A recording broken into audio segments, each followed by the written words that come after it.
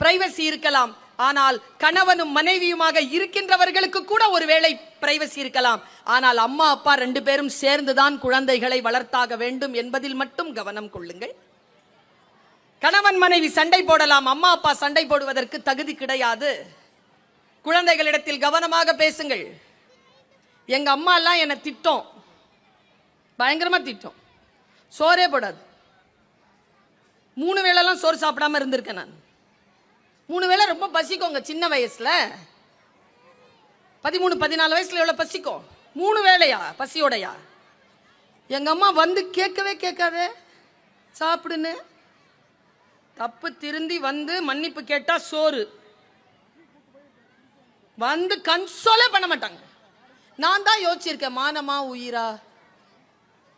உயிரோட இருந்தா தானடா மானத்தை பத்தி பேச முடியும்னு போய் அம்மாட்ட சாரி கேட்டு சோறு வாங்கி தின்னு இருக்கேன் நான்.